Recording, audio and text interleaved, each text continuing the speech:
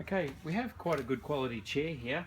It's got the good gas lifts, very comfortable, great cushions, but the back has slid down and it doesn't want to stay up anymore. It's supposed to adjust and then stay in position, but it's lost its ability to stay in position. I have pulled this apart once before and repaired it, and it's worked for 6 months, but it's now gone. It's just worn out in the back here.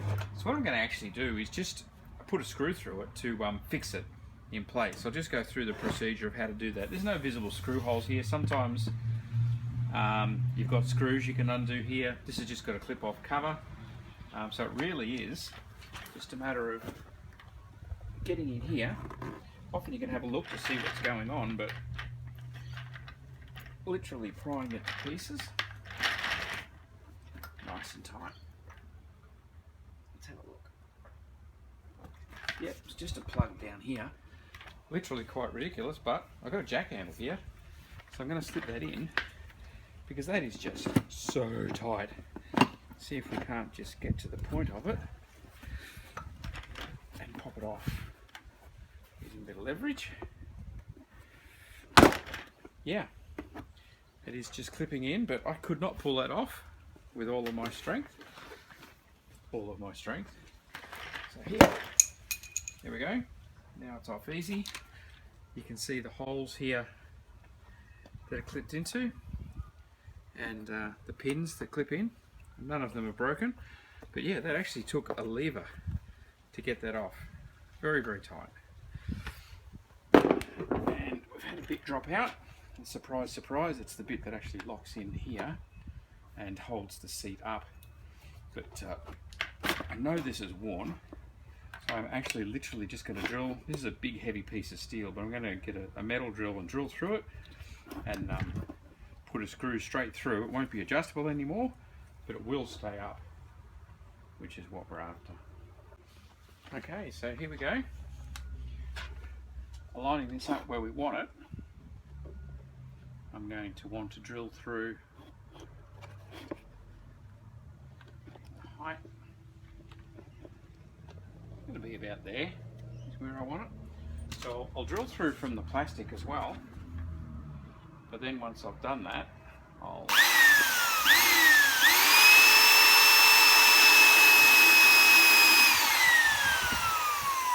so we can see the mark when it started to drill in there.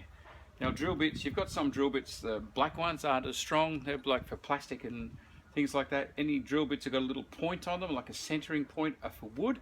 This is a high speed steel bit, which is what you need. That's quite a solid lump of steel there, and it's the only thing that'll drill through it.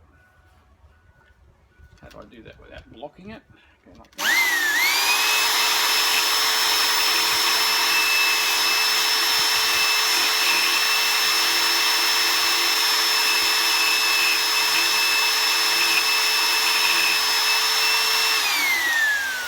That's working really hard.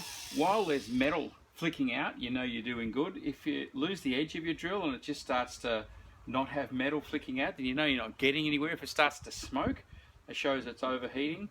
And you can wobble it around a bit. What that does, instead of just keeping it all flat, it lets the cutting edge come in on a bit of an angle. And again, because I'm going to put a screw through this, I will do that when I'm finished, just to open it up a little bit to give the screw more of a chance to go in. But you can see that, but that's quite deep now. We're getting there.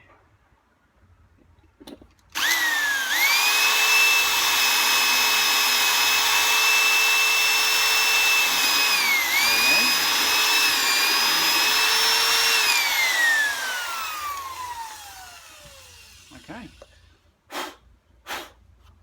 Screw is done. Now we've just got to line up the hole with the screw, put the screw in, and it'll be repaired, permanently repaired.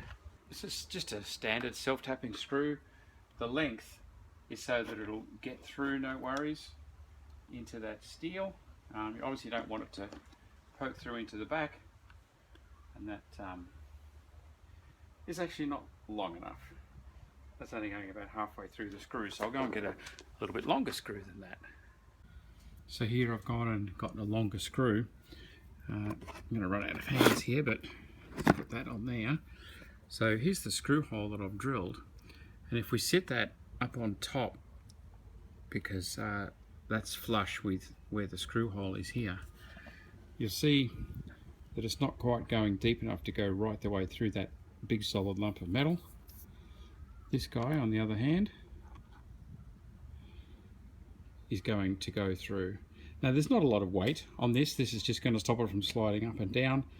You don't have all of the leaning back weight, and all the rest of it is going to be held by the steel and the bracket. I'm leaving that all intact. This is just the sliding up and down which is going to be affected, and that bigger screw will do it nicely. This is extremely straightforward. We're just going to screw it in the clockwise direction. The only thing we will have to do is line this up, obviously, so we'll get it started. Get it going in, and then work out roughly where we are. And then once this starts to bind, yeah, there we go, click. You can actually feel it when you get the screw in the right spot. You can feel it, and now it's not going up and down, it's not going anywhere. So screw that in, and it is going into solid metal, so it is a bit tight. With the right screwdriver, or you could do this with a driver screw. Oh, yeah, okay. Made in China screw. Not strong enough for the job, but it was actually in pretty tight. So I'm going to run with that rather than trying to pull it out or drill again.